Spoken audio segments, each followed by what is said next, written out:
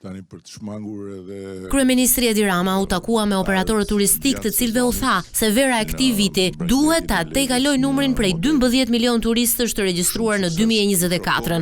Shefi i qeverisë kërkoi të jepet fund abuzimeve nga hotelet sa i takon netëve të qëndrimit. Duhet jemi shumë të vërtet që ka një hile të madhe që e bëni të tërë ju. Një hile me deklarimin e netëve të fjetjes. Dhe ne tani, për t'i dhënë mundësi të dilni faqebardh nga kjo fazë informaliteti, ku ju kemi ullur të vëshën prej vitesh tani më poshtë se të tëra vendet e tjera, 6% nuk e ka asnjë vend në Mesdhe, asnjë nga vendet e rajonit. Ja u kemi ullur 6% pikërisht që të deklaroni sa.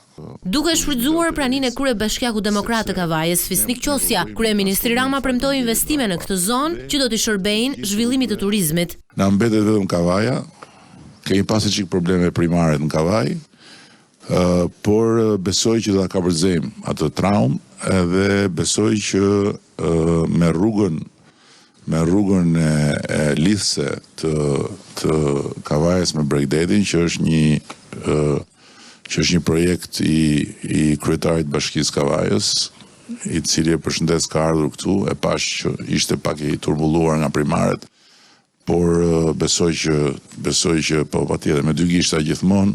Në takimin me operatorët në Vlorë, Rama ironizoi Lulzim Bashën, të cilit i kujtoi premtimin për ndërtimin e tramit në Tiranë kur kandidonte për kryebashkiak.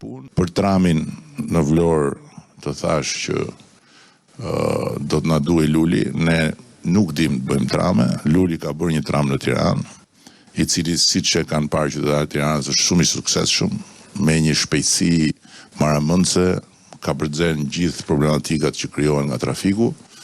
E kishte planin që ta çonte deri në Durrës, por për shkak se zuri gjumi e la vetëm në Tiranë, kështu që nuk e di sa mund të bashkëpunohet me të, por shpresoj që mos të arrihet për shkak të tramit që të çohet Vlora në këmbë të duam Lulin kryetar bashkia.